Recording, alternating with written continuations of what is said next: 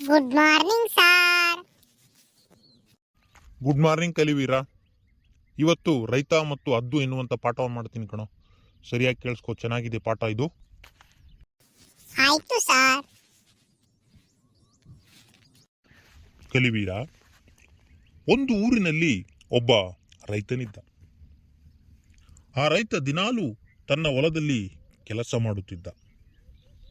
ಒಮ್ಮೆ ಒಂದು ಹದ್ದು ಬಲೆಯೊಳಗೆ ಸಿಕ್ಕಾಕಿಕೊಂಡಿತ್ತು. ಅದನ್ನು ರೈತ ನೋಡಿದ. ಹದ್ದಿನ ಸ್ಥಿತಿಯನ್ನು ನೋಡಿ ರೈತನಿಗೆ ಕರುಣೆ ಬಂದಿತು. ಹದ್ದನ್ನು ಬಲೆಯಿಂದ ಬಿಡಿಸಿದ. ಅದು ಸಂತೋಷದಿಂದ ಹಾರಿಹೋಯಿತು. ಹೌದಾ ಸಾರ್? ನಂತರ ಏನಾಯಿತೆಂದು ಹೇಳ್ತೀನಿ ಕೇಳು. ಊರ ಹೊರಗೆ ರೈತನ ಮನೆ ಇದ್ದಿತ್ತು. ಒಮ್ಮೆ ಆತ ಮನೆಯಲ್ಲಿ ಕುಳಿತಿದ್ದ. ಅವನ ಮನೆಯ ಗೋಡೆ ಕುಸಿಯುವ ಸ್ಥಿತಿಯಲ್ಲಿತ್ತು. ಆಕಾಶದಲ್ಲಿ ಹಾರುತ್ತಿದ್ದ ಹದ್ದು ಅದನ್ನು ಗಮನಿಸಿತು. ಹದ್ದು ಒಂದು ನಾಣ್ಯವನ್ನು ಹುಡುಕಿ ತಂದಿತ್ತು. ರೈತನಿಗೆ ಕಾಣುವಂತೆ ಸ್ವಲ್ಪ ದೂರದಲ್ಲಿ ಬೀಳಿಸಿತು.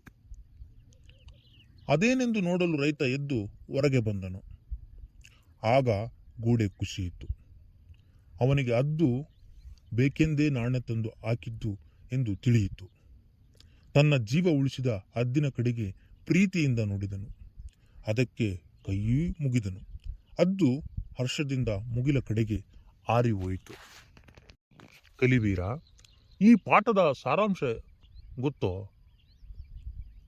ನಾವು ಯಾರಿಗಾದರೂ ಸಹಾಯ ಮಾಡಿದರೆ ಅದು ದೈವ ರೂಪದಲ್ಲಿ ನಮಗೆ ಸಹಾಯ ಬರುತ್ತದೆ ಎನ್ನುವುದು ಈ ಪಾಠದ ಸಾರಾಂಶ ಕಣೋ. ಅರ್ಥವಾಯ್ತು ಸಾರ್. ಕತೆ ಮತ್ತು ಪಾಠ ಚೆನ್ನಾಗಿತ್ತು ಸಾರ್. ನಾನು ಮನೆಯಲ್ಲಿ ಒಂದೆರಡು ಸಲ ಓದ್ಕೊಳ್ತೀನಿ ಸಾರ್. ನಮಸ್ಕಾರ ಸಾರ್, ಬರ್ತೀನಿ ಸಾರ್.